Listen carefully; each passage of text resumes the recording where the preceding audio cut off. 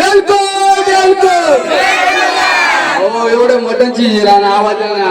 एलकोट एलकोट महाराज की जय माता की जय माता की नमो संतोषी की आई की. बसा तरी जेवण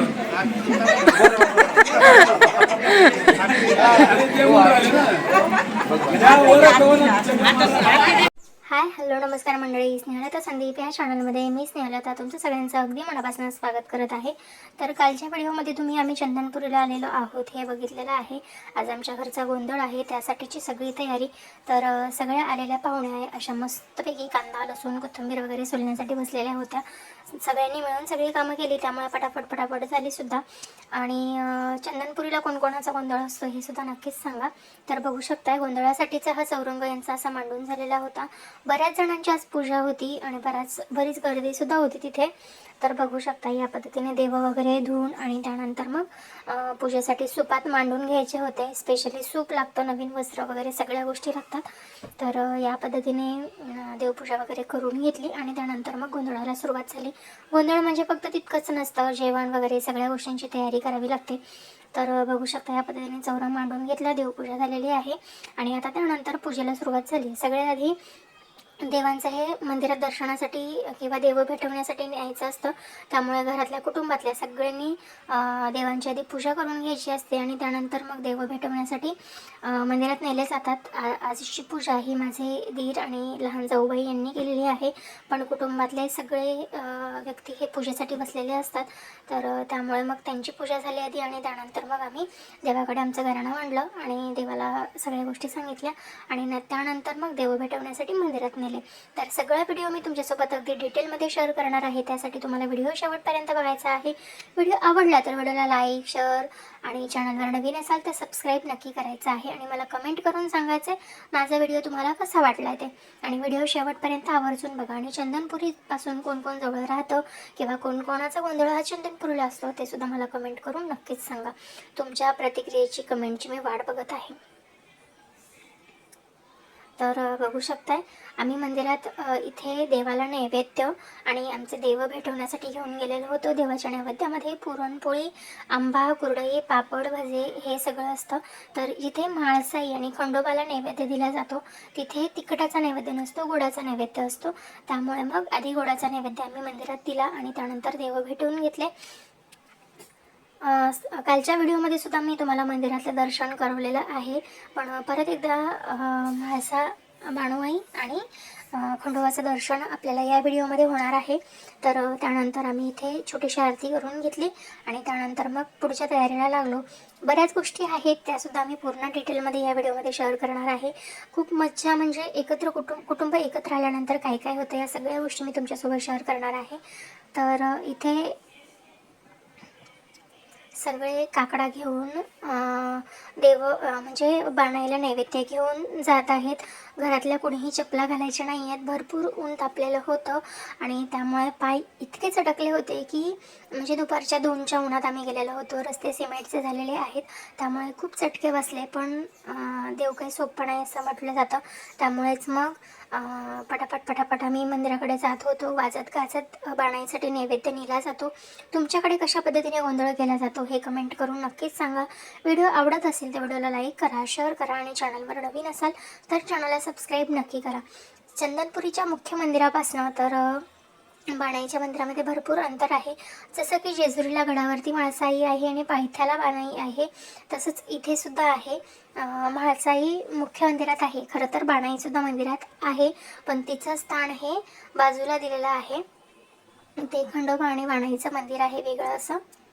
बघू शकताय कोण कोण आहे या मंदिराजवळच ते मला कमेंट करून नक्कीच सांगा.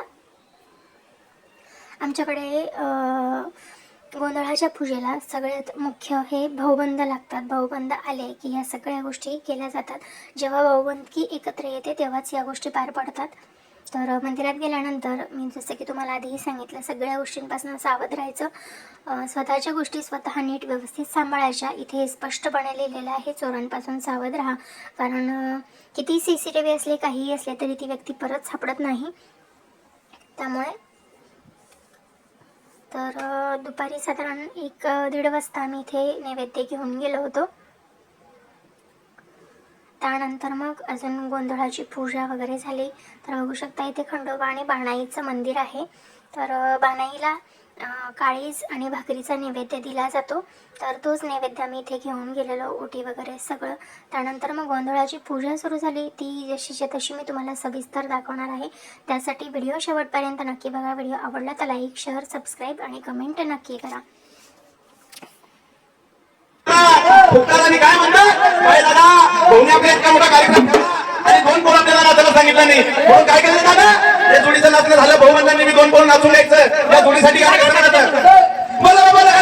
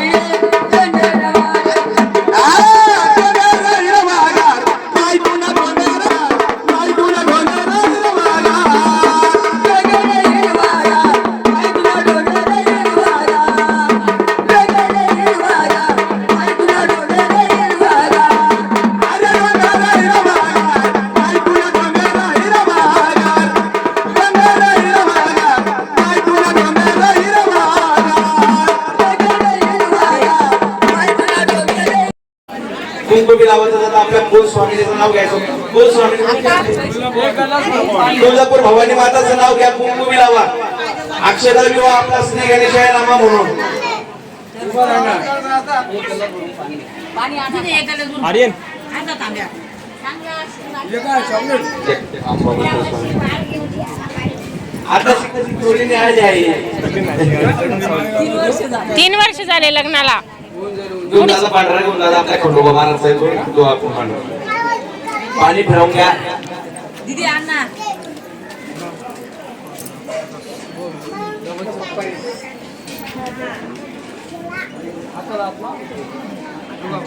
त्यांचं ते ब्रेसलेटला हात लावला भाऊ. त्या कोटमला हात लावा दादा जोडीने.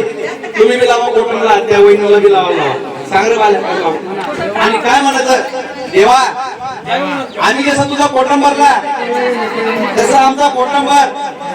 आमच्या घरातली इडा पिढा जाऊ दे, आमच्या घरात सुख शांती लागू दे. आम्ही जे काही चुकलो भोगलो मल्हारी मार्तंडा तुझ्या दारात आम्ही जागरणाने गोंधळ ठेवलाय. आमच्या घरात सगळं आनंदात येऊ दे. आम्ही काही चुकलो भोगलो, आम्ही तुझेच लेकर आहे. शिव मल्हार मार्तंडा राजा मल्हारी गरीब ठार महाराज की जय. आज असा हात जोडू.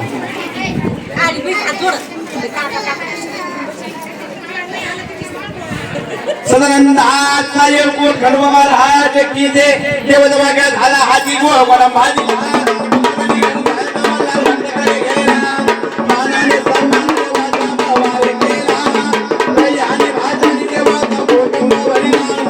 उत्तम रक्षण पक्षम त्यारी गोवन घ्याला लावून भावर हरी आणि अंगहाला विना मार्कंडाची सत्वा लंगरा बाबा उतरला विराणी पाऊल भंडार वाग्या हाताशी धरला गर्भत्यावर दया नाही वाग्या बोलला राम राम मस्तकी दयाला हात देवीला दयाला हात देवीला येऊ नको भगता येऊ नको दासाना उजव्या बाजूला मस्त बोलायचं सदानंदाचा येऊ. दादा मागे सरकारचं नाक कसली करून घ्या.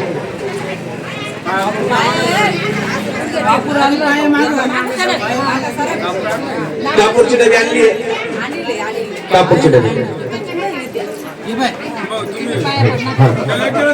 आपण कोटम का म्हणून बोलतो दादा माहिती आहे तुम्हाला? ज्या टाइमला खंडोबा महाराज जेजुरी सोडून चंद्रपूरला आता बाणेकडे साठलेला त्या टाइमला बाणेने याच्यामध्ये दही आणि भात खंडोबा महाराजला खायला दिलता. आता जर कसं होऊन जाईल तर त्याला 2 गाणे यायला लागले. त्याच्यापेक्षा मोठा कोटम करून फिरते, त्याच्यात भाजी भरतात. त्याला भाजी चालत नाही, त्याला फक्त एक तर तांदूळ नाही तर दही भात. कधी बी आपण कार्यक्रम केला त्याला फक्त तांदूळ टाकायला तर दही भात टाकायला. कापूर आरतीचा ताट तयार करा. आरती करायची आपल्याला हे ताट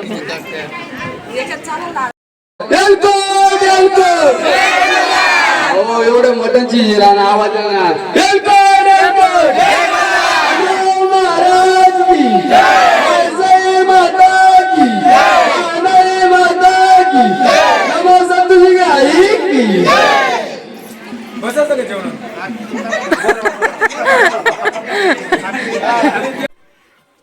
तर या पद्धतीने गोंधळाचा कार्यक्रम पार पडलेला आहे. या पद्धतीने गोंधळ केला जातो आमच्याकडे. तर तुमच्याकडे कोणत्या पद्धतीने केला जातो हे कमेंट करून नक्कीच सांगा. माझा व्हिडिओ तुम्हाला आवडला असेल तर व्हिडिओला लाईक करा, शेअर करा आणि चॅनलवर नवीन असेल तर सबस्क्राईब करा. तर गोंधळ झाला, त्यानंतर जेवण वगैरे झाली आणि त्यानंतर आम्ही सगळे निघालो परत परतीच्या प्रवासाला जाताना मालेगाव टू नाशिक, नाशिक टू पुणे असा प्रवास होता. त्यामुळे बराच वेळ लागला रात्री येण्यासाठी. आम्हाला रात्रीचे साधारण 1:30 ते 2 वाजलेले होते. पण प्रवासही व्यवस्थित झाला. बस वेळच्या वेळी मिळाल्या आणि मोकळी बस होती, त्यामुळे कोणतीही गर्दी झाली नाही. शिवम तर इथून तिथून झोपूनच आला होता. शिवमच्या बाबांनी बऱ्यापैकी झोप काढलेली होती. ऊन प्रचंड होतं, गरमही खूप होत होतं, पण झोप आवरत नव्हती असं झालं होतं, कारण रात्रीचा प्रवास आणि दिवसाचा प्रवास खूप झालेला होता. तर या पद्धतीने आम्ही पुण्या बसमध्ये बसलो. तर पुण्याला जाताना आम्ही नाशिकमधून निघालो होतो. बघू शकताय, कितीही म्हटलं तरी आपलं ते आपलं असतं असं म्हटलं जातं. तसंच माझं नाशिक बाबतीतचं आहे. कितीही लांब राहिले, कुठेही राहिले, किती छान राहिले तरी माझंच नाशिक मला आवडतं असं झालेलं आहे. तर मैत्रिणींनो, आजचा माझा छोटासा व्हिडिओ तुम्हाला कसा वाटला आहे हे मला एक कमेंट करून सांगायला विसरू नका, कारण तुमची एक सुंदर कमेंट माझं काम करण्याचं प्रोत्साहन वाढवत असते. त्यानंतर नाशिकमध्ये बनवलेलं महात्मा ज्योतिबा फुले आणि सावित्रीबाई फुले यांचं स्मारक खरंच खूप सुंदर होतं. मी पहिल्यांदा बघितलेलं आहे, खरंच खूप सुंदर आहे. तुम्ही इथून प्रवास करतात का हे सुद्धा मला कमेंट करून नक्कीच सांगा. तर चला तर मग भेटूया नवीन व्हिडिओमध्ये. तोपर्यंत लाईक करा, शेअर करा आणि चॅनलवर नवीन असाल तर सबस्क्राईब नक्की करा आणि मला एक सुंदर अशी कमेंट करून नक्कीच सांगा माझे व्हिडिओ तुम्हाला कसे वाटतात ते. चला तर मग भेटूया नवीन व्हिडिओमध्ये. तोपर्यंत श्री स्वामी समर्थ. जय जय स्वामी समर्थ. येळकोट येळकोट. जय मल्हार. भेटूयात नवीन व्हिडिओमध्ये. तोपर्यंत बाय बाय.